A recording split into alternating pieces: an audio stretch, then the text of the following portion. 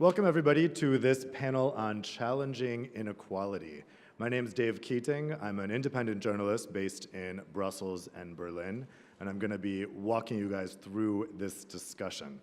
Now, our panel today comes at a very pertinent time, I think, because we are now in what we are told is the European recovery. After years of crisis, Europe is on the road back. As Jean-Claude Juncker said, the wind is back in its sails. But of course, this recovery is not being felt equally by everyone, and we see a lot of evidence of that. In fact, just last week, the European Commission came out with its cohesion policy report, where it looked at the economic health of regions across Europe, and the disparities are really, really striking. So we're seeing a big split in how the recovery is affecting people, both between regions, between economic classes. It's clearly not an equal recovery. And we know that, in fact, inequality is growing, not shrinking. And this is not a phenomenon limited to Europe. This is a phenomenon we're seeing throughout the developed world. The rich are getting richer, and the poor are getting poorer. And this has certainly contributed to the popular unrest and political upheaval we've seen in recent years. The statistics are startling. During the first 3 years of the recovery, 91% of all gains went to the famous top 1%. Today, in OECD countries, the richest 10% of the population earns 9.6 times the income of the poorest 10%. In the 1980s, that ratio was 7 to 1. In the 1990s, 8 to 1. And it was 9 to 1 in the 2000s. So it's growing inequality, and it's growing fast. Here's another example. In the 1970s, the disparity in remuneration between CEOs and average workers stood at 30 to 1. Today, it is now well above 300 to 1. The situation for developing countries is even gloomier. In 2013, more than 75% of the population in these countries lived in societies where income was more unequally distributed than it had been in the 1990s. So this is a problem being faced by all societies. What can we do about it? We're clearly in a time of great global upheaval. Things are changing. This also means new possibilities are opening up. So as things change, how can we change society to alleviate this growing inequality problem? And of course, the inequality isn't just economic. We're talking about multiple inequalities across the social sphere, health inequality, access to digital infrastructure. So we're going to talk about all of these issues with this very distinguished panel that we have collected here before you. I want to introduce each of them, and then we'll delve right into the discussion. So we'll start here all the way on your left. We have Mr. George Papandreou, who, as you all know, served as Prime Minister of Greece during the turbulent years of 2009 to 2011 as leader of the center-left Pan-Hellenic Socialist Movement. Today, he is president of the newly founded party Movement of Democratic Socialists, and since 2006, he has been the president of Socialist International. Next to him, we have Hakan Altinay. He is director of the European School of Politics in Istanbul and also a former non-resident senior fellow at the Brookings Institution. Next to him, we have Manuel Muñiz. He's dean of the School of International Relations at IE University in Spain and the founding director of its Center for Governance of Change. Next to him, we have Jack Goldstone. He's professor of public policy at George Mason University and a global fellow at the Woodrow Wilson Center in Washington, D.C. And finally, to my right, we have Jonathan Mijs. He's an assistant professorial research fellow at the International Inequalities Institute at the London School of Economics. Gentlemen, thanks so much for joining me today. I want to start out with a general question to each of you, which is, how much do you think that economic inequality or inequalities in general have played a role in driving popular unrest over the past decade? Mr. Papandreou, why don't we start with you? I'll say first of all, I believe it does play a major role. And I'll then say a few words about, in the short, brief statement, about some of the causes. But I believe it undermines the social contract, which has been so important, particularly in the developed world. And the social contract is undermining social cohesion and marginalizing large parts of our society. not only income-wise, but also as services, as you mentioned earlier, health, education, and so on. It has created a sense of injustice, so there's a sense that I'm working, but I'm not really up there for what I'm worth, and that has contributed to a sense of an anti-systemic and anti-establishment feeling. The system is not working for me. The sense of solidarity has been undermined in our society. So when we have a refugee problem or migrants, immediately people, or even ethnic problems in regions, immediately there is a question, why them and not me? Or what are they coming to take from me? If we had a sense of equality and a sense of prosperity shared, there would be much different, I think, psychology towards that problem. And of course, that is being used by certain politicians. There's permanent damage. So when you have a cleavage in society, for example, Robert Putnam is talking about a younger generation in the United States that is not being educated or not educated enough and failing. That is going to be with us for generations if that continues. And it undermines democracy.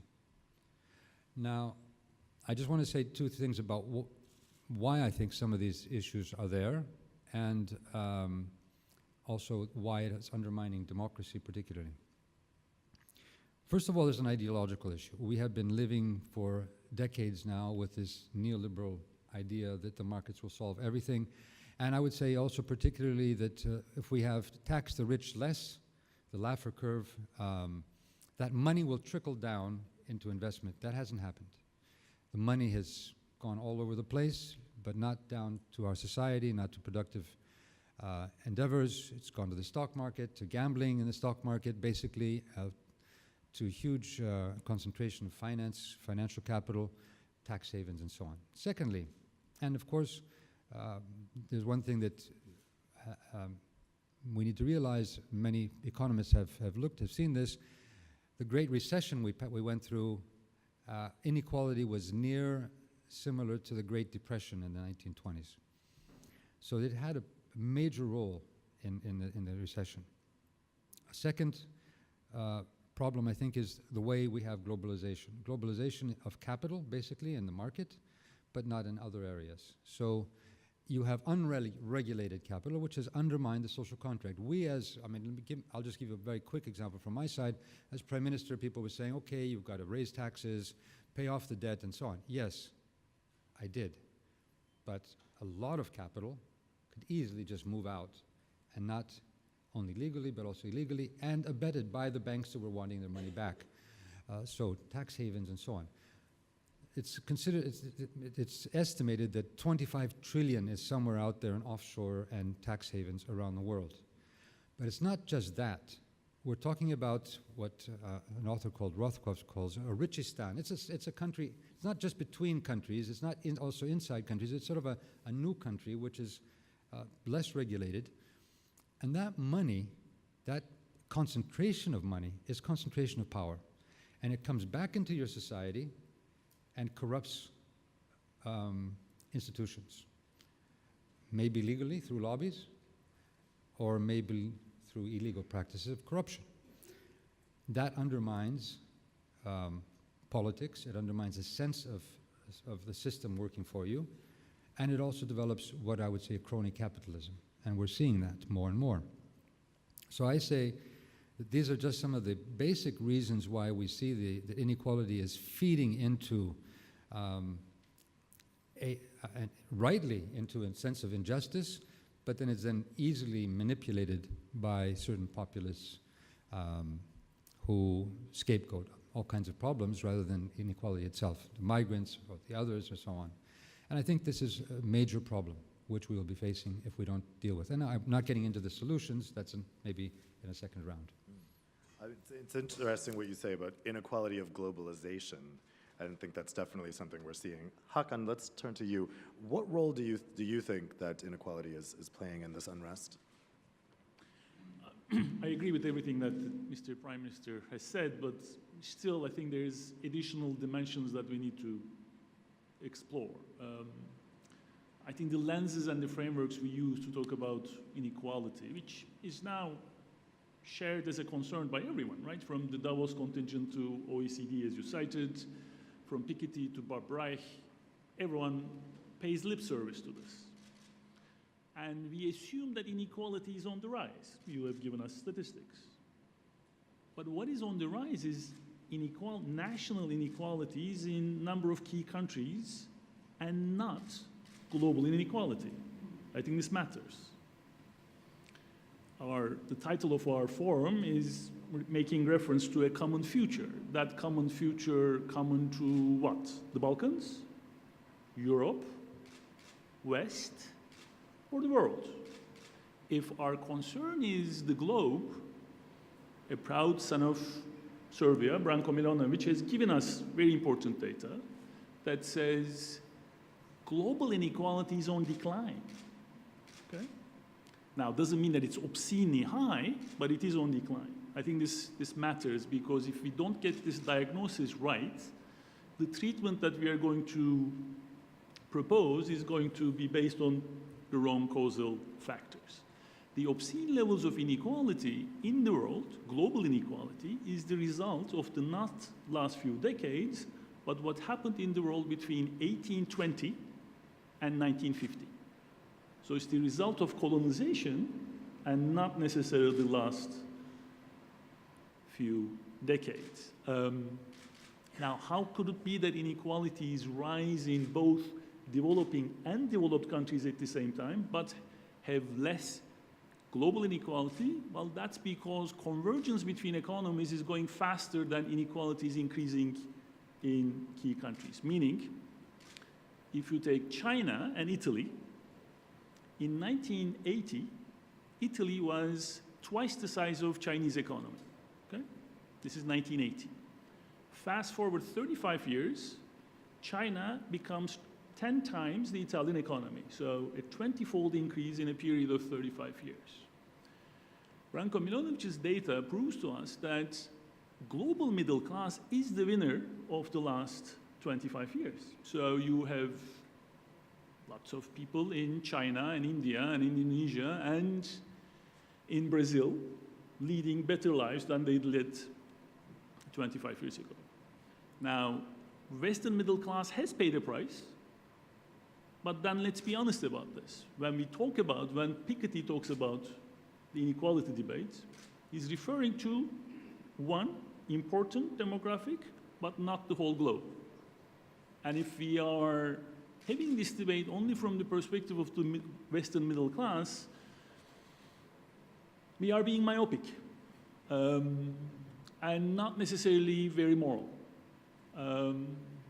We may be asking for the preservation of a privilege and not necessarily equity. I can make this more difficult if I introduce things like the carbon budget and climate change. There has been an environmental cost to the prosperity of Western middle class. So in having this debate, I think we need to be truly global and not just good Westerners and good Europeans. So in building this common future, I think we need to have the requisite attention span and ecosystem of heed and curiosity that is global. Now, again, when we talk about inequality, we often talk about income inequality, right? And sometimes wealth inequality, but those are not the only inequalities that matter.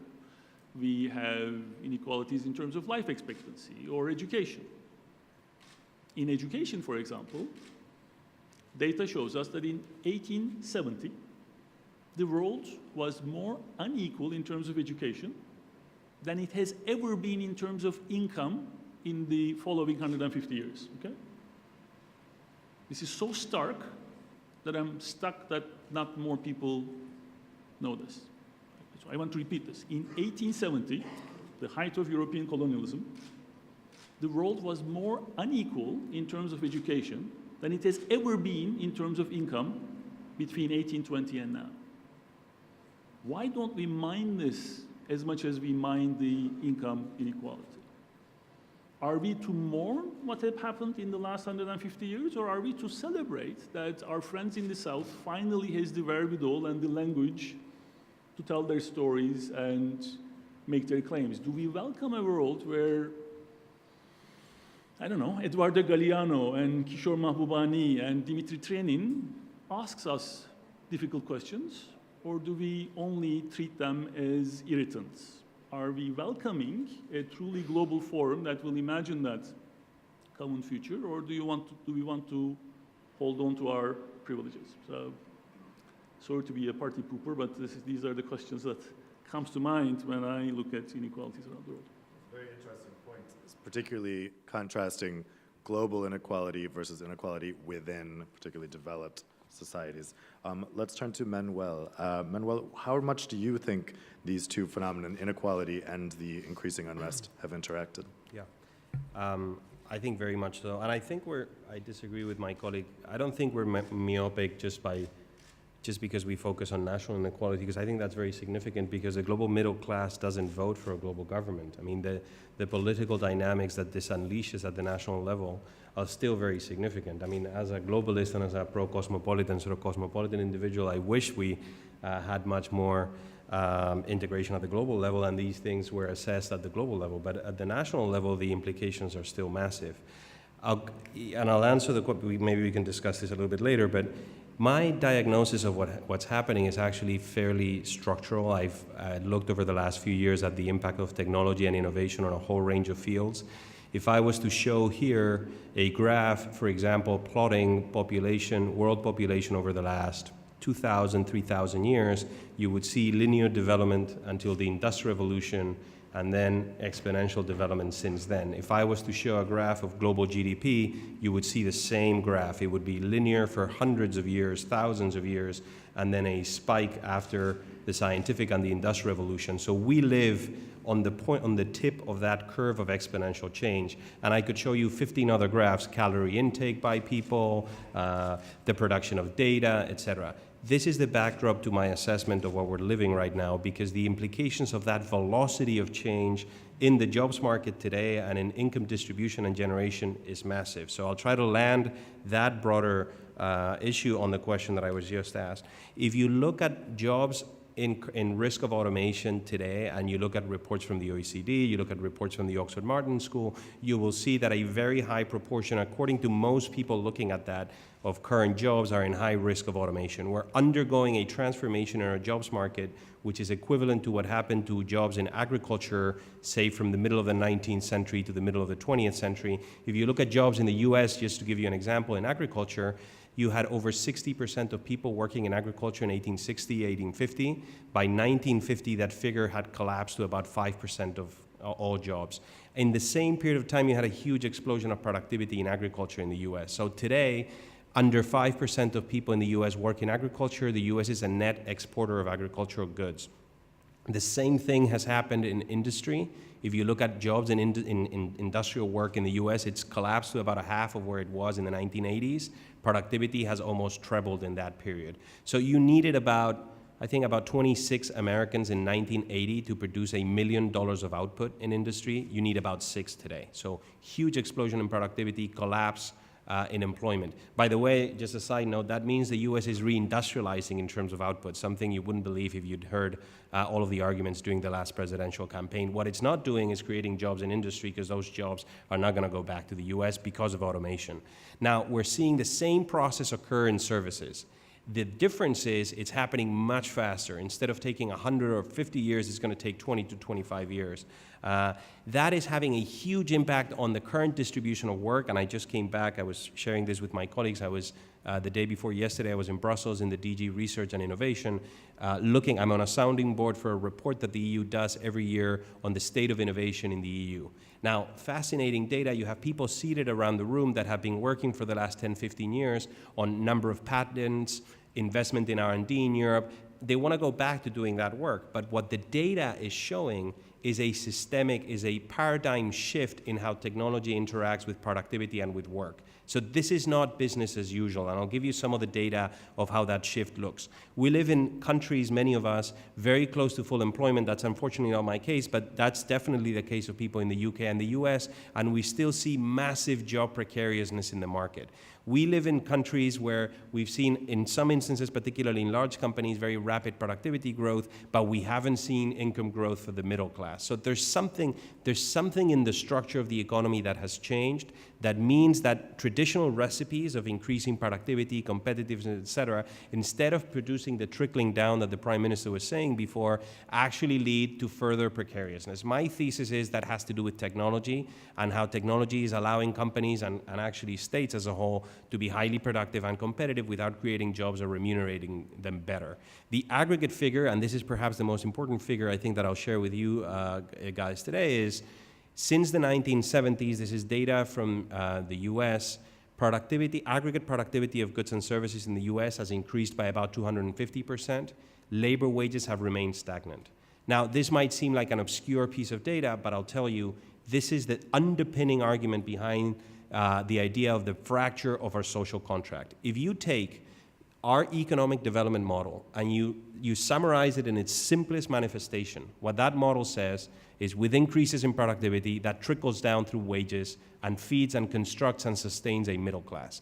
That has ceased to happen since the 1970s. So the central function of wages, which has been that of sustaining the middle class, labor wages, has ceased to work since the 1970s. This is a major development. It's feeding a great deal of a stagnation in the middle of our income distribution and growing inequality. So, and I'll finish with this, I think this is producing the rise of the precariat, which is this new economic class that is behaving more radically politically. And this is a space, I won't get into the details because we don't have time, but that I've worked on a lot, which is the political economy of that class. How is that class behaving politically? And I'll give you the conclusion.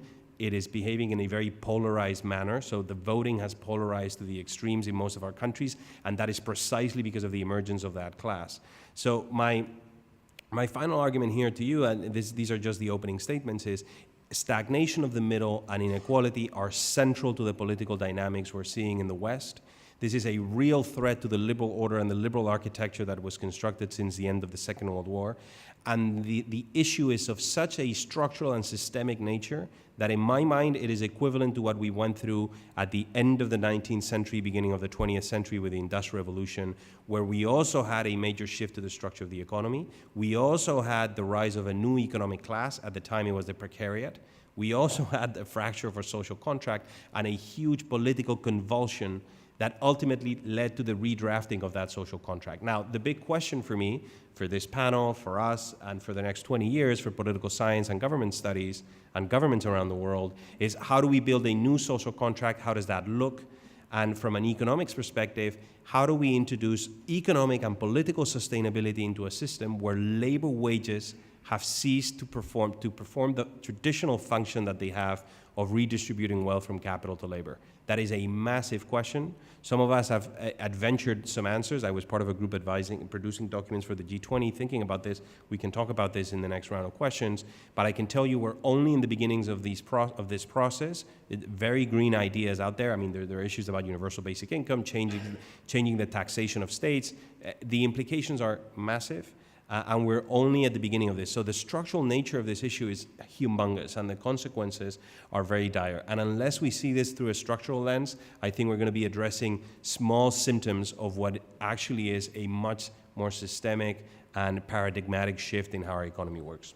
Well, I want to come back to this technology aspect later and talk a little bit about actually how technology might, in addition to causing job displacement, also provide opportunities to fix inequalities. Jack, let's turn to you. What role do you think inequality has played in some of the political upheavals we've seen? Well, I want to follow up on some of the comments by my panelists and say there are many different kinds of inequality that we have to deal with. There's the inequality across different countries in Europe, between northern and southern. There's regional inequality, so London is getting richer than the rest of Great Britain, Catalonia is getting richer than the rest of Spain. Then there are the inequalities among people within countries, as you mentioned, the top 1% capturing most of the gains. But other inequalities, as Hakan mentioned, are smaller. China has risen compared to other countries in the world. Turkey has risen compared to other countries in Europe. Those are good things, but they create new political pressures of their own as the countries that are rising become more assertive and want a larger role. Now, all of these inequalities, I think, affect us politically, not because of the income inequality per se. People can accept that.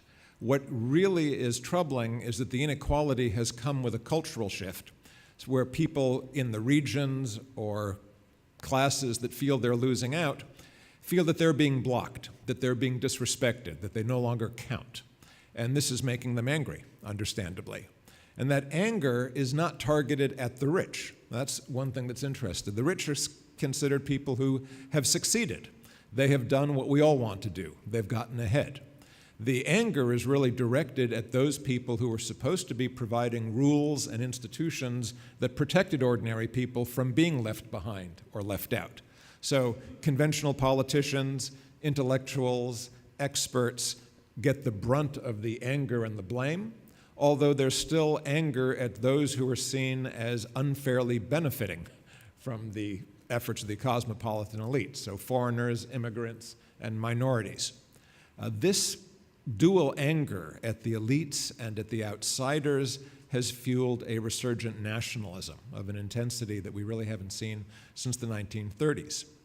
If globalization was seen as an escalator that carried everybody upward, no matter what step you were on, I think people would be more open toward a globalized, integrated world. But instead, people see globalization now as a revolving door. It lets a few people in favored positions to get through and get very wealthy, but it closes off access to most other people. And facing that situation, people want to blow up the arrangements behind globalization. They think these global abstract laws don't protect their interests. So they want strong national leaders who will protect them. And we see this everywhere, whether it's in the United States or Poland or Turkey or the Philippines or China or Russia. Even the resurgent minority parties, Alternative for Deutschland, for example, are parties that promise to put the interests of their national community first and to be strong about it. Now, the problem with this approach is if everyone is adopting it, it raises the risks of real conflict. Even in North America, the United States is now seeking to renegotiate with Mexico and Canada the principles of our North American Free Trade Agreement.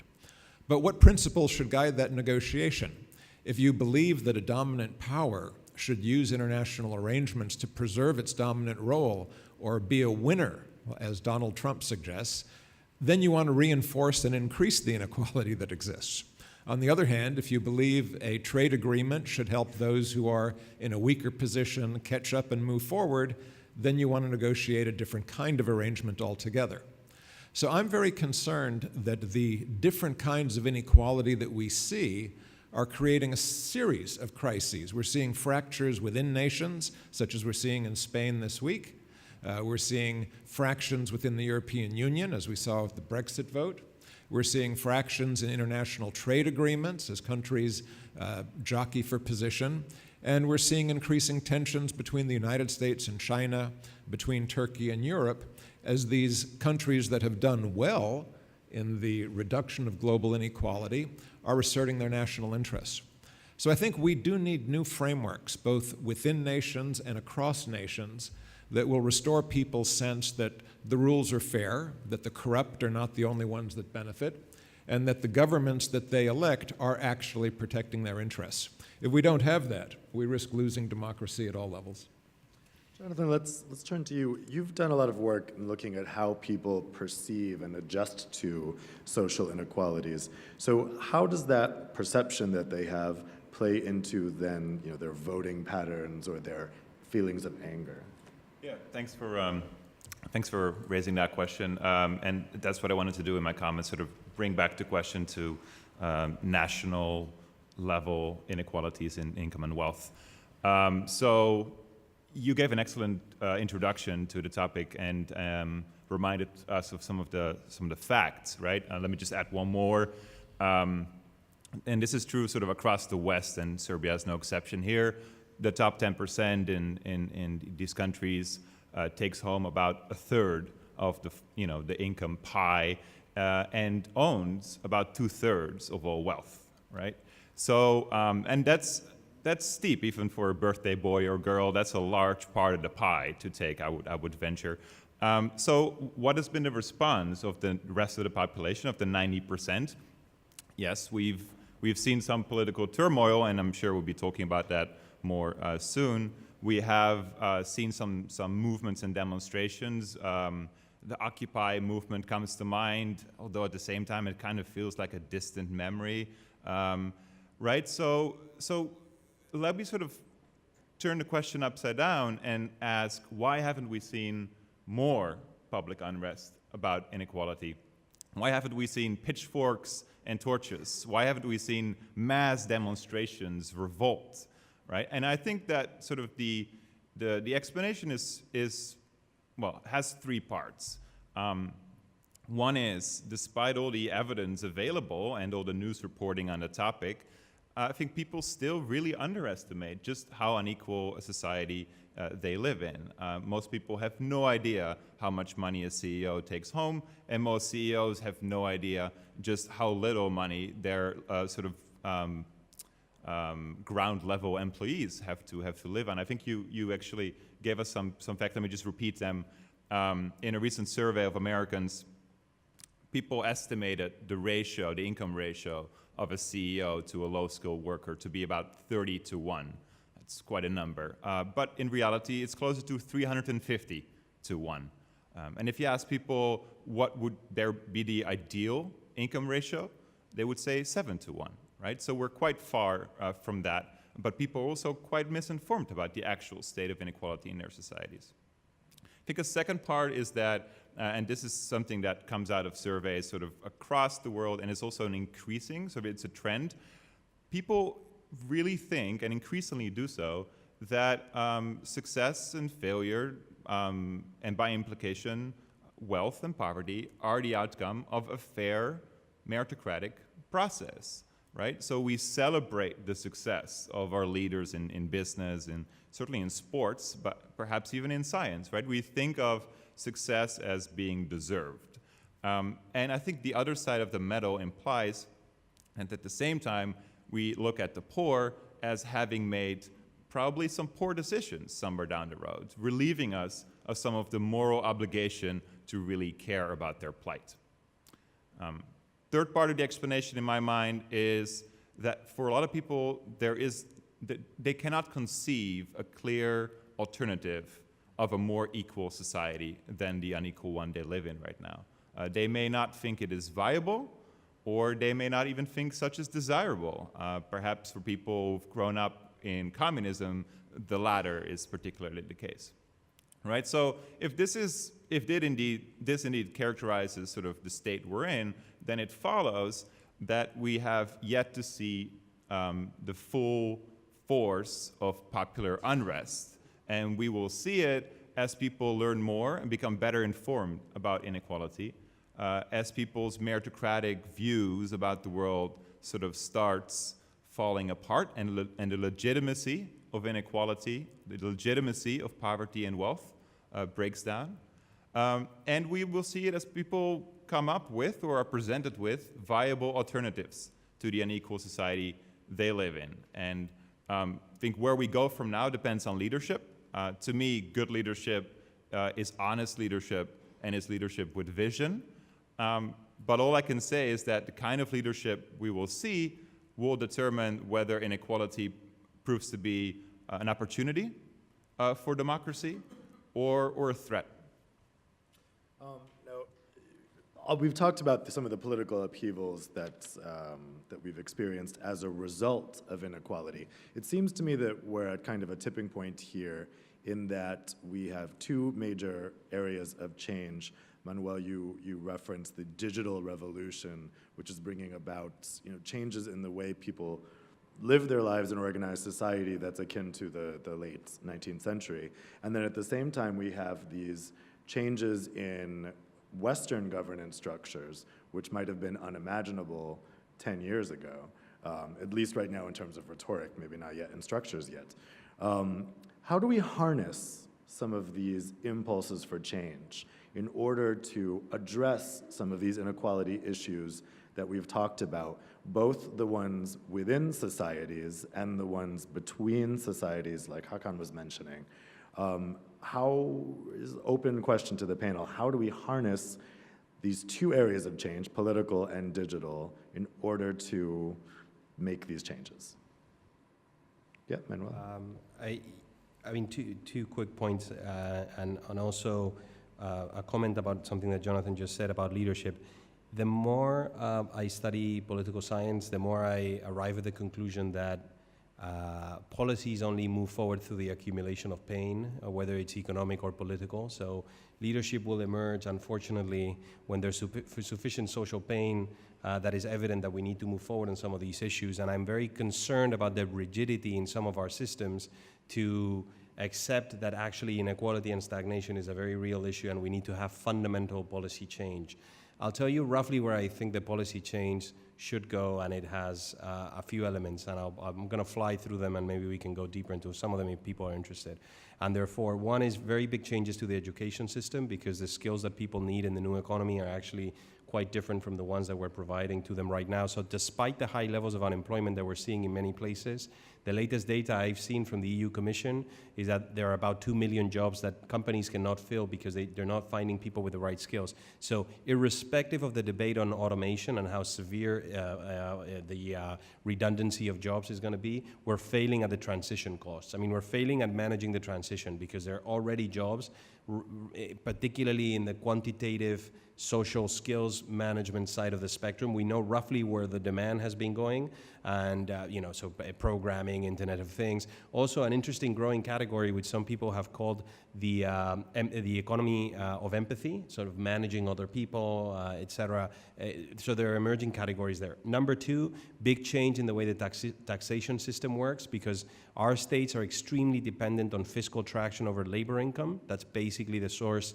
And it's the easiest source as well, easiest to tax. So what we've seen over the last few years is as states struggled to balance their budgets, what they've done is they've really increased taxation over labor. So if you add to that the erosion of the middle class and labor income holders that I mentioned, you arrive at this paradox where we're overtaxing collectives that are now probably supposed to be the beneficiaries of redistributive policy rather than the ones that are funding it. But so a shift towards capital taxation, and that can be done in the Piketty style with a global tax on capital. I'm actually not very supportive of this. It's very disruptive and difficult to implement. Or the participatory route, which is launching sovereign wealth funds and investment funds that are publicly held and provide the state with traction over capital income across the world, and some states are doing this. Number three, changes in the redistributive mechanisms, because if salaries are not doing their job, we have to come up with new tools of redistributive, of income distribution, and there's talk about universal basic income. I don't know how many of you guys know about this, but it's basically a single payment that would go to people for the sake of holding a passport. This is very controversial, and the studies that are out there and the pilot programs actually show that it works relatively well. It creates a lot of pathologies because you're not just economic but also social. You're detaching dignity from income and things of the sort. So maybe conditional cash transfers, something. But what is certain is that the current path is unsustainable.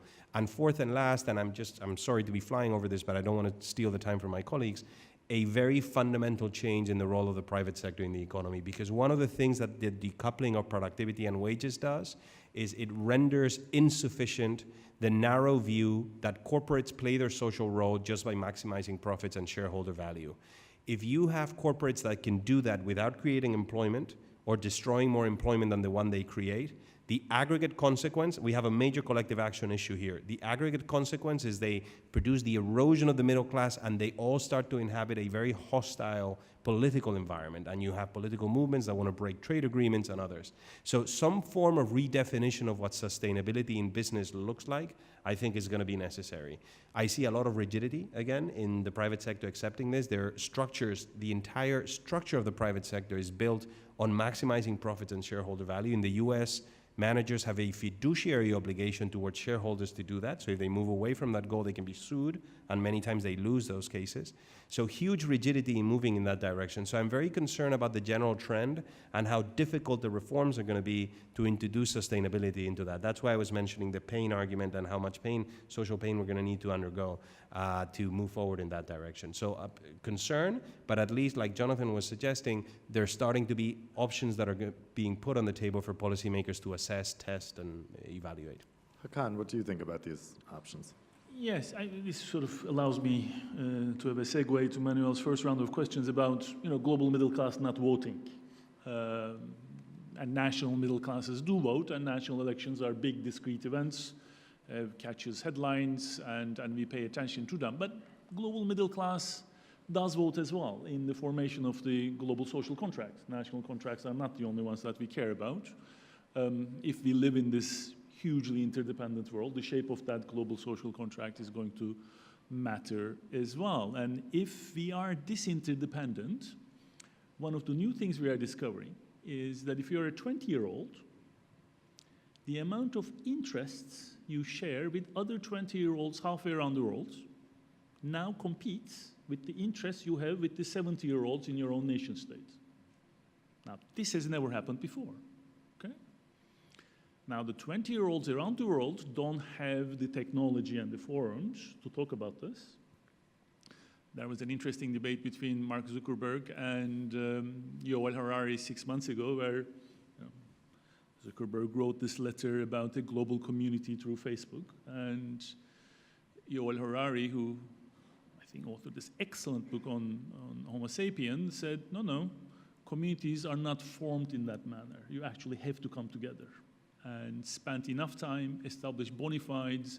That's how we distill the contracts and the civics to co-manage our commons. That's how communities are formed. But if someone truly does come up with the technological means for people who don't share the space, but the destiny, because we now live with billions with whom we don't share our citizenship, but we share a planet and partially our destinies, that would be the huge technological leap forward. And decoding that discourse, I think, is as consequential as anything else. I'm not happy with that kind of analysis because I think it's a bit utopian. Marx also thought that people with different interests would form international communities. George has helped work on that, in fact, in a good way. But my concern about the internet and the digital world is it creates the wrong kinds of communities. It creates communities of sameness that are self-reinforcing. It promotes extremism. The whole point of a living community is when you bring people together who are different. They may live in the same place, they may work in the same company, they may fight in the same military unit. They learn to transcend their differences. They learn that they have to find a common point of view and adopt common goals if they're going to survive and get ahead. You don't need that on the internet. You can simply find people who flatter your worst impulses. You can create a transnational community of whatever extreme view and survive and thrive without being forced to deal and confront with people who have different views. In the United States, this has led to this extraordinary polarization. A dozen years ago, most Democrats and most Republicans were closer together to each other than to the extremists in their own party. And that's no longer true.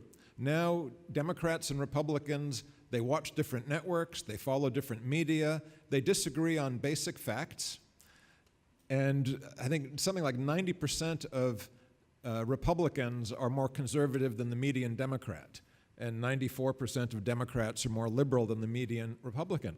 So we can't get anything done. We no longer have the middle ground that's necessary. And so I would think that what we really need to focus on is creating real-world communities, getting people together in service or in European organizations that are truly European. People don't understand the European EU government, right? What's the difference between the European Council and the Council of Europe? It's quite confusing. So people need to feel they belong to something, and they will choose an emotionally attractive community to belong to. It may be a national community, it may be a transnational community, maybe a youth community, but unless those communities have as their role bringing diverse people together to be able to talk to each other and respect each other, we're actually going to be broken further apart. Aren't a lot of those self-selecting communities based on a difference in access to education, difference in economic backgrounds? I mean, a lot of these demographics that you're talking about in the United States are educationally determined. To some degree, but I want to get back to what Jonathan said about what you can imagine. It is hard to imagine a community that is radically equal because people accept that some people are going to be more hardworking and more successful than others. It's easier to imagine a community without immigrants, right, or without foreigners. And so people will be drawn to that goal unless something happens. What happens? Well, if people live in communities where immigrants are doing well and contributing to those communities, they overcome their fear. So you'll actually find more hostility to immigrants in communities outside the major cosmopolitan cities, where people feel they're protecting the community they know. You lose that fear when you have real mixing of people, and that's what I worry about. George? Coming to the issue of democracy, which I think is very important, if you go back to ancient Athens, there was one spot, and this has to do with, of course, representative democracy. There was direct democracy there. But what you had is you had the agora, but everybody, of course, women and slaves were there and so on, but let's say everybody who had citizenship was there. And the debate was there. It was one spot. Now, what the internet should have done was to create an agora, an electronic agora, where everybody could debate. But what it's done is it's create this cocooning and splintering where people go to their own little community and they hide behind there and they find their similar views and so on, rather than having this debate. What I tried to do when I was Prime Minister, and I think we should think how we could develop this, is we created what we called wiki laws. So before a law could be voted on, we would pass it through the cabinet, then it would go on to the internet, and we would say, okay, now everybody can deliberate. So rather than be on your Facebook or your tweeting and so on, why not create a fourth branch of government called deliberative, electronic, where people will actually, you will have to go through that process. But then everybody would have to go there. You can't hide in your little thing. That's just one idea of using technology for democracy. But I think that comes up to another question, which is underlying here, is that when we talk about inequality, or we talk about these issues, politics is still local or national. Our institutions are basically local and national. Now, I like Hakan's view of, and hopefully we can reach that point, and maybe climate change, maybe the sustainable goals, maybe at some point that might be something would create a global consciousness. But basically politics is still national, while the problems and the economy is global. So we politicians are basically impotent to deal with these at the national level only. There are things we can do and should do, which we're not doing, or not everybody's doing, to deal with that issue of inequality at the national level. But the social contract, which is basically the Western concept, and I would agree with Hakan, but disagree on something else. Yes, China is moving up, India is moving up, Brazil is moving up, but the inequalities in those societies are much bigger. And then we should move out of the paradigm only of the nations, because we're in a globalized economy. There is as I said, a new class of, which they have their own country, basically, their own regulation. They can move to cheaper labor, with less standards, environmental, no pension system. They can find places where they can develop very cheaply. And that, of course, is a race to the bottom for the developed world. Now, what happened is capital, employees, workers, and government were the basic actors of the social contract. One of the actors is left and doesn't have to come back. That's capital. It's moved out. And so it doesn't have to deal with its obligations. I mean, somebody was mentioning the new concept of what private should be. They don't have real obligations. I mean, they can leave. And you see that even in big companies. I mean, I have my Apple phone, but they, of course, have all their taxes in some other countries because it's much cheaper. And I dealt with that when I was Prime Minister, and we talked about it in the European Union. We could have done a lot in the European Union. We didn't. And now it's now becoming more pertinent. So tax havens, but the whole issue of the social contract. So that is a major problem in how we deal with the fact that capital can move and go wherever it wants, and it's basically unregulated. So how do we humanize or regulate the global level? That's not easy, but there are ways, things. Fair trade is a discussion rather than simply free trade. Fair taxes, tax havens, offshores. These are issues which we have to deal with. I think also that one thing the younger generation has is this ability to communicate. What it doesn't have from the previous generations is an organized presence. For example, trade unions. You can say, oh, trade unions, they get very bad, they're sort of, they're always thinking of their little interests. But at the same time, if you look at Europe, at many of the prosperous models, the trade union was an organized form of negotiation and a representation. And when they came into an agreement with the employers and with government, then you would have a sense of a social stability and justice and so on. Today, with the partial work, with the, what do they call it, task rabbits and so on, people aren't really organized. They don't have a way to express themselves. They're not really organized. They may at some point, and we don't know if there's going to be a movement and so on, but what they do now is, as what's his name, Moore said, they just throw a Molotov cocktail into the ballot box. That's their only really reaction. So we have to see how civil society, and we reorganize the society in this new technological era and globalized era. And it's not going to be simple because we have to do cross boundaries. All our democracies have basically been communities where we created a common identity around the nation state. That's why people are going back to, are fighting against globalization, going back into this sort of nativist, tribalist thing, because that's sort of their knee-jerk reaction. Well, on that point, I want to ask a follow-up question, and then I will take some questions from the audience. But I think to that exact point, do we think that inequality is better addressed at the nation-state level or at an international level, like the European Union? I'm thinking particularly in the context of French President Emmanuel Macron and his intended EU reforms. Is inequality something that can be addressed better at international level, or does it have to be addressed at nation-state level? And don't say a combination, that's a cop-out. You have to pick one or the other. Yeah, Manuel? Just a quick question on the previous discussion, I'll answer that in a second, but just an analytical framework that helps me, I think, order the discussion that we just had about the internet and data. As a political scientist, I mean, when I look at the world, you see these 4, 5, 6 big vectors of transformation, and this actually helps me connect with my original argument about exponential change. One is actually robotics, AI, and the world of work. Another is big data, the fracturing of public opinion, balkanization of public opinion, new media, the future of liberal democracy, but there are others. I mean, if you look at biotechnology, the future of medical sciences, the impact that advances there are going to have on demography, longevity, how public services are delivered. I'm just preparing a series of lectures on bio and its governance implications, the governance of the biorevolution. If you look just at BMIs, brain-machine interfaces, and where that field is headed, huge transformations in communication. If you look at climate change, same idea. Increased velocity of transformation and huge governance challenges. Actually, there's an overarching question here, which is, can we individually and collectively as a society, can we govern so many processes of transfer? Is there sustainability in this process? And I'll share with you a very short anecdote. I was having a conversation with some friends the other day about this. There's this question, and bear with me for 2 seconds.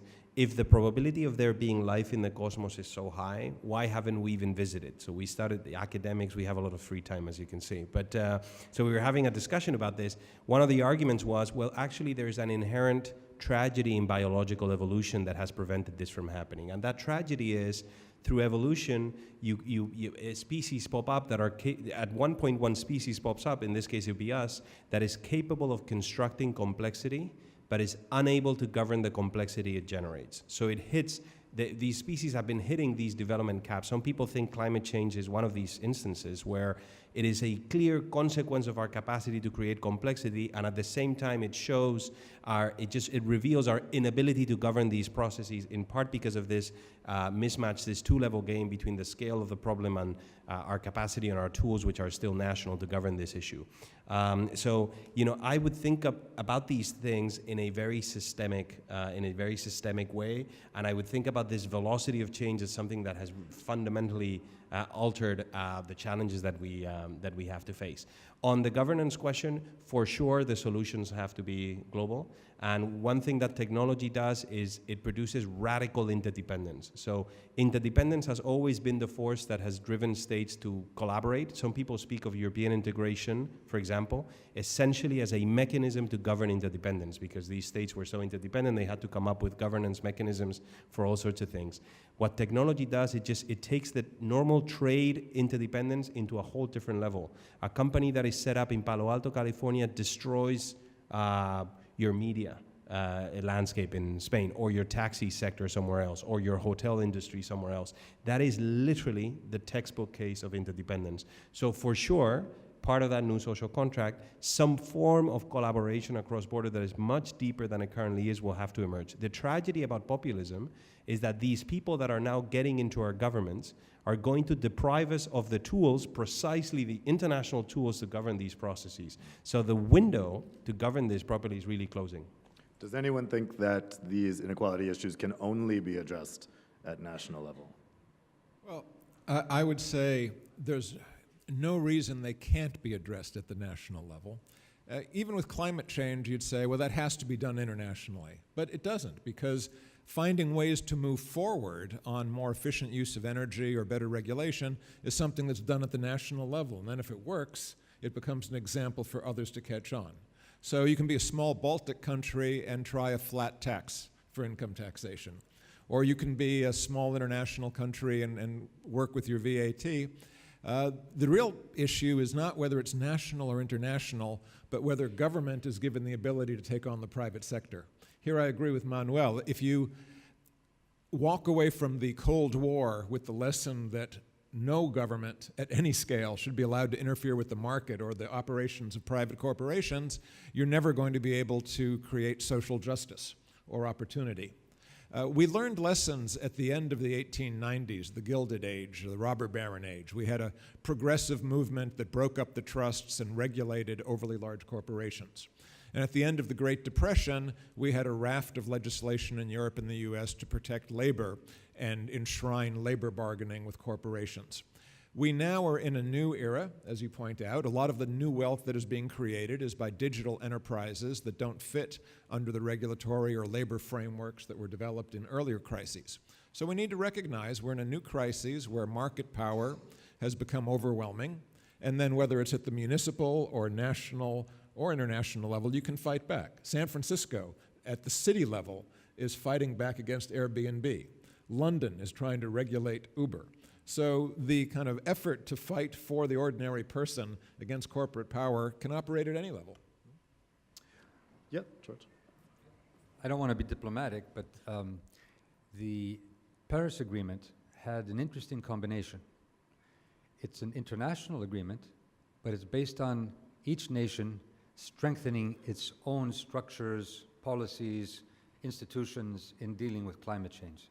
So I would say you do need, on the one hand, strengthening actually the nation state, not in the sense of being nationalistic, but in being efficient, in being more just, in being more transparent, rule of law, democracy, more participatory at the national level, but you need to do that also at the global level. And that's where we need to. So if you could get all countries, let's say, to agree on some things, for example, that we don't have tax havens, right? That sounds simple, not. But just that, 25 trillion, okay, I think that could be used very well for our health systems and our education and dealing with inequality. So these, I think, are some things we need to think of. Let's take some questions from the audience. I'm very aware we have an all-male panel here, so I would love to take some questions for some women first. Yes, excellent. If you could introduce yourself and let us know where you're from first. Albona Zanelli, Marshall Center, Germany. So talking about global equality, although there has been convergence, we'll say the rise of the 85% of developing world, we still know that there is still inequality in the world. And if we're thinking about decreasing this inequality in terms of incomes and wealth, we know that it will take decades to do that. But if it's only led by trade, then that will bring massive sacrifices in the richer countries, because this is mainly the topic what we're discussing right now. You know, what are the disadvantages of globalization? So then the question comes about, I would say, the elephant in the room, which is migration, economic migration. Just in the region where we're staying now, the incomes per capita are only 8% in current prices of the GDP per capita of the European Union. So that's why you see most of the people leaving the region and maybe not pushing here inside for democracy and transparency and accountability, but finding other solutions. But think about Africa, where the population will double by 2050. So what's going to happen with economic migration? That has to be one of the drivers, I'll say, of world inequality. Yeah, that's a really good point. Do we think migration, I mean, and when we talk about brain drains, this is obviously a phenomenon well known here in Serbia. Is migration helping or hurting inequality? I could contribute something to that, perhaps. I mean, on a sort of a very basic level, we have now connected citizenship with a whole bunch of rights to services, to public services, in a way that makes citizenship sort of almost the new aristocracy, you know, like where you're born determines the passport you have, which determines the access you have, not just in terms of mobility, but also in terms of resources. And perhaps this is something that we ought to rethink.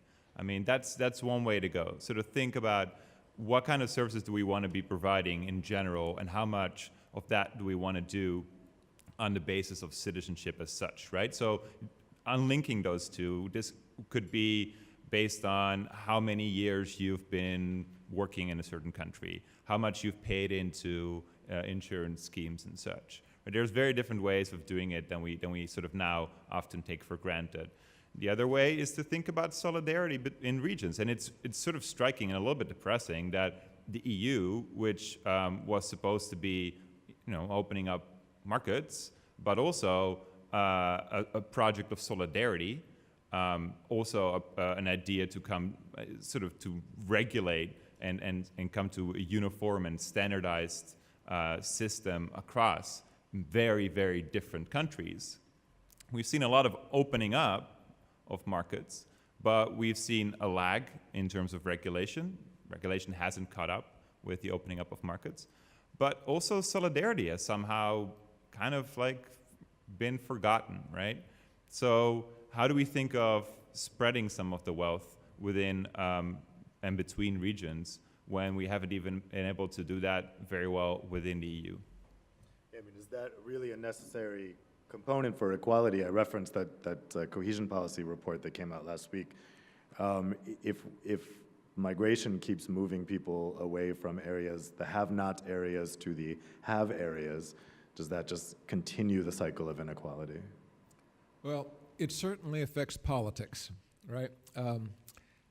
Ideally, the point of the European Union was to create convergence. From the early admission of Greece and Spain, the idea was to help the less advantaged countries in Europe move up and join the developed ones. And that clearly has been lost sight of in the kind of sense of defensiveness. There needs to be a sense, again, of what are European institutions for?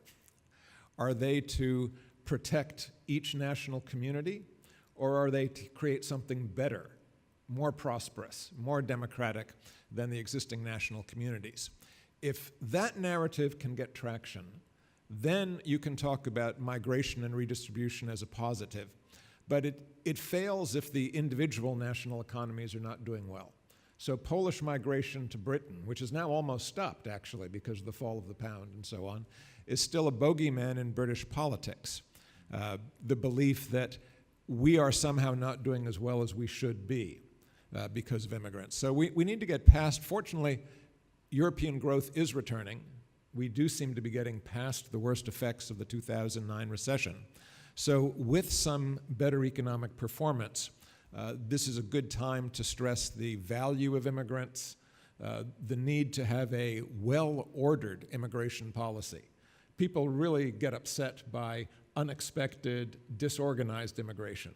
But if one can have pathways for more organized and orderly immigration, especially to deal, as you rightly point out, there will be millions of Africans looking for economic opportunities in Europe, and if there's an orderly and organized way for the European economies to benefit from that flow, it can be a good thing.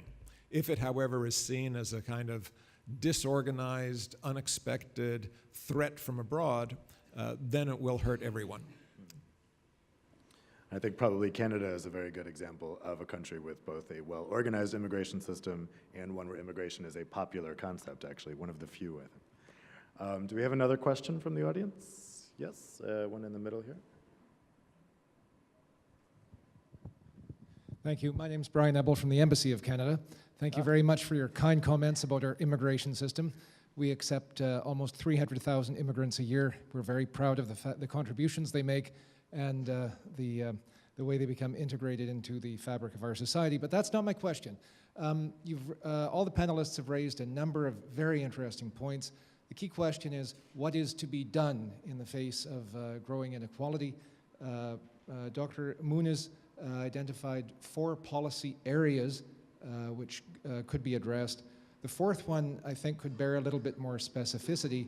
So my question I direct to you.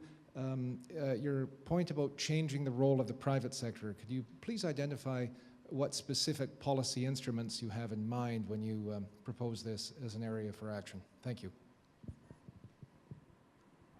So there's change in the private sector already in this direction. So there's work on impact investing, there's work on extending CSR, the concept of CSR in companies.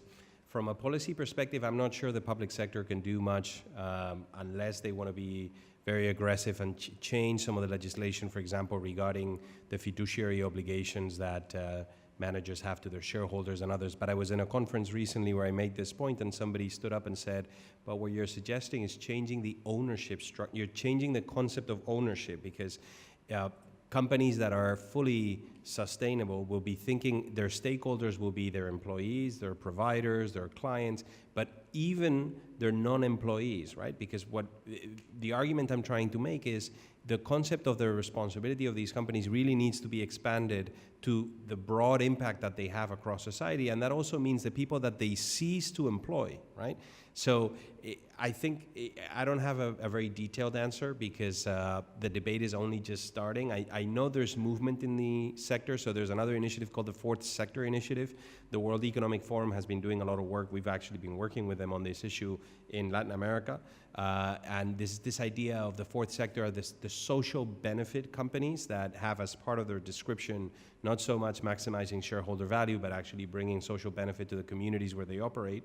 And maybe you can give fiscal incentives and tax incentives to these companies. So there's debate about how we multiply the instruments that allow for companies to have a much broader social impact. What is clear, and this is, I think, the central message, is that a narrow definition is unsustainable. And I know this is particularly Anglo-Saxon, by the way. I mean, there's a whole literature about the German business model and how German corporates think about their social impact regionally, and they set up foundations, and they do a lot of work in the different areas within Germany where they operate. But actually, the American and Anglo-Saxon model has become very prevalent across the Western world. So I think there needs to be forward movement on this. The least the private sector does, by the way, the greater the incentive will be for the public public sector to enter and decide for them. And I think that's going to be value destructive. And we have, I mean, the writing is on the wall now, I think, for the private sector to do something here collectively. In my country, my own country, in Spain, we have an openly anti-capitalist party. I mean, Podemos has very large component within it that is openly anti-capitalist. So this idea of the social pain reaching a level where it's now evident to everybody that something needs to be done unless we want these political barbarians that are at the gates of our system, and they're barbarians in the traditional sense, in the sense that they want to come in to break the system. I think these are signs that unless we move forward, those of us that defend the liberal order and that agree that it has been a huge generator of prosperity at the aggregate level, needs reform at the equity level. So, you know, there's forward movement in there. We can talk afterwards, and I can share with you some of the initiatives if you want, but we're still in the very early stages of how that looks. Hakan? In case I lose my right to be utopian, let me hide behind someone else. Bruce Ackerman at Yale has an idea called the stakeholder society. He says we should write a check of $250,000 to anyone who turns 18 to spend on their education or on their house or to establish a business. I know what you're thinking. How are we going to fund this? He also has a proposal. He says a 2% wealth tax. Okay? Now, 2% happens to be the real interest rate throughout history. So basically he's saying from now on, unless you are a George Soros, nobody's going to make money out of money. And anyone who turns an adult in our societies is going to start life not with a debt, but with an asset. Very bold proposal, still retains everything we know about capitalism. You know, goods will be distributed by the markets, but adults will be people not with a chip on their shoulder, but with a stake in their society. A very bold idea, you may call it utopian, but I think ideas are out there. It may also may be useful to remember that Thomas Paine had the very same idea in the initial discussions of how the United States should be shaped. Take another question from the audience. Yep, so we have one back here. She's coming up behind you. Yep. Hi, my name is Dia. I'm an alumni of the European College. I actually have two questions, but I would like to start with the first one. Someone mentioned corporate social responsibility and the engagement of the private sector in contributing to the community. Why is it that even nowadays it's only 2 countries having implemented a mandatory CSR spending is 2% on net profit, and it is India and Indonesia. And at the European and US level, nothing has been done to date. And another question is regarding the TTIP. What is the current progress of the TTIP, as there hasn't been any news since January? I know it's completely 2 different topics, but it's very interesting. And no one, and I see some smiles around there, but yeah, no one is speaking about the TTIP right now. And coming from a country that is in EU annexation, I think TTIP is very interesting for someone who is to access potentially the EU. Thank you. My impression is TTIP is dead, but that's just my take. On the first question on CSR, you referenced this a bit, Manuel, with German companies. But why has CSR had such a hard time taking off? Actually, in societies where we all recognize these inequality issues, how come these inequality issues aren't getting incorporated into companies' CSRs? George. I had to deal with the lots of funds and banks when I was prime minister, and afterwards they asked me to go around and speak to them. What I see is that they are living in their own world, and they're competing with each other. They are seeing who is getting more profit. They have to, every 3 months they've got to show that they're doing well on the stock market. The system itself, I mean, I don't want to point at those bad capitalists. No, it's the system itself that is pushing them to maximize profit quickly, to make sure their stock isn't going down, it's always going up, and that also sort of a small kind of a group that sort of sees that, you know, their lifestyle, and my lifestyle better than theirs, but they were talking about the billions now. We're not talking about, the wages. So somehow they have to get out of their bubble. And I think that's one of the reasons. But of course, then the question of government and so on, I mean, this is what was mentioned earlier. I see that, I think that the whole system, the whole global system is in risk if there is not some form of a social contract rethought, as Carlos, you were saying, that at a global level. And they need to realize this. That won't just come, I think, out of the goodness of heart. Hopefully that would be the nicest thing, but I think there will be political movements. The problem is that political movements, as was said, are basically inward-looking, and they're not more for cooperation in this type of a social contract. And that's what the political conundrum we're facing. And so I also think that we need to start thinking of new forms, as was said earlier. Well, Hakan, you said this, and others, of types of enterprise and so on. Stakeholders. Who are the stakeholders?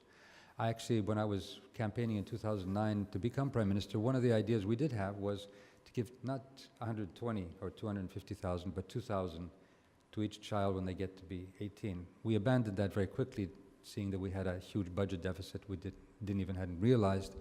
But this is sort of an idea. Yugoslavia had self-management. Maybe not the best success story in self-management. There are new forms of ownership that we need to. There's the social ownership, the cooperative ownership. Who owns the means of production? Who is producing wealth?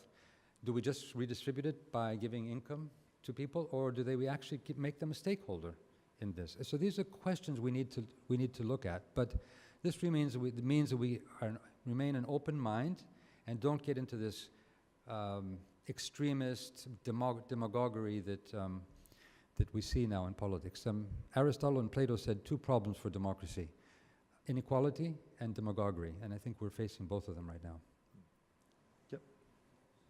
Just a point on TTIP, and I'll give you a structural answer, but we're paid to think in structural terms. I'm still amazed that anybody still thinks that this is valuable. This is what academics do. If you look at one of the dynamics unleashed by inequality and stagnation, and it was mentioned before by Jack, is this idea of anti-elitism and anti-establishment sentiment. So if you look at, for example, mistrust in elites before the Brexit vote by Brexiteers, there's some Pew data actually a couple of weeks before the Brexit vote that is fascinating. So very strongly net negative levels of trust in academics, the Bank of England, corporates, etc. So anti-elitism is one way in which some of us have spoken of the anti-elite era. It's one of the lenses that really helps you understand what is happening across the board politically in Europe.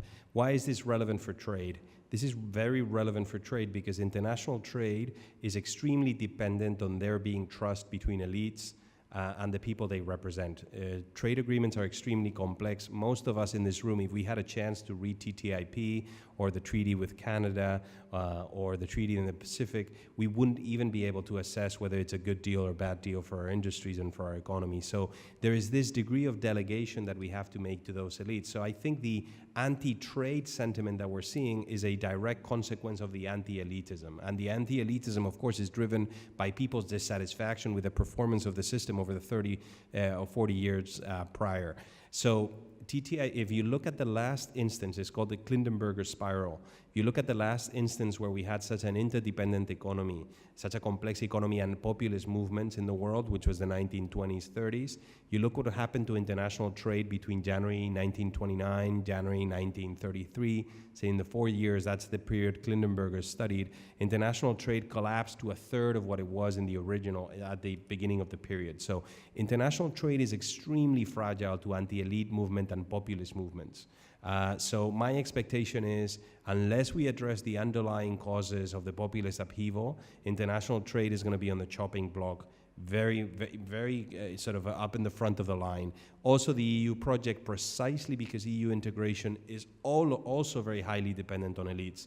So if you look at any of our EU integration theories, they're extremely dependent on the role of elites, because elites are aware of the benefits of integration and they're aware of the costs of disintegration. So this anti-elitism is a very good lens to study how the structure and the architecture is going to collapse. And the weakest points are the ones that are sustained fundamentally by the traction that elites have over the people they represent. So I'm a little bit skeptical about TTIP unless we address the underlying issues. So this, oh yeah, Jack, go ahead. Yeah, I would say elites do deserve a lot of the opprobrium they've received. We haven't done a good job of explaining the structural changes that are going on or devising meaningful solutions. Even someone like Mark Zuckerberg, popular, well-meaning, he embodies a lot of the utopian thinking of the elites, that free trade will make things better, open communities will make things better. He was surprised that Russia took advantage of the open community platform that he provided to pursue its own interests. That shouldn't surprise anyone. It does surprise me that we in Washington allow foreign governments who have diplomatic representation to also pay millions of dollars to hire our former politicians to represent them against our national interests. Why do we allow that? I don't know. It just happened. We allow companies to ask consumers to sign away their rights. We have these forced arbitration clauses that say, if I consume your product, I waive my right to be part of a class action suit in case you do something wrong. I admit to arbitration. We do all these things in which we give corporations huge leverage without even realizing it. The digital community, we don't understand, for example, if we had someone who stood up here in front of this audience and said, would each of you please give me $10, I'm going to use it to build a machine to suck more of your money out of your pockets, we would say, why would I do that? But of course, in the digital realm, we're constantly giving our information to companies who use that to devise new ways to reach us with more products and services to take more of our income. There's a structural change going on. The balance has been shifted largely in favor of companies that control capital and data. And we haven't really devised a system to somehow restore the balance. So there's a lot at stake, obviously. I think we'll wrap it up there. This has been a really interesting discussion. I think the big theme that we've heard is a lack of trust, Manuel, as you were pointing out, in terms of the area of free trade. Why is there this distrust of free trade? Because people don't trust their representatives to work out something that's fair to them. So I think maybe that's really the key to tackle as we're looking at these inequalities, is reestablishing that element of trust. This issue of populism is actually going to be discussed at the next plenary session, which starts at 4 o'clock right here. So I would encourage you to all come back there where this discussion is really going to be picked up. But for now, we'll call it a day with this panel. Thank you all very much for a very informative discussion. How about a round of applause for our excellent panelists? And thank you all so much for joining us. Have a great afternoon.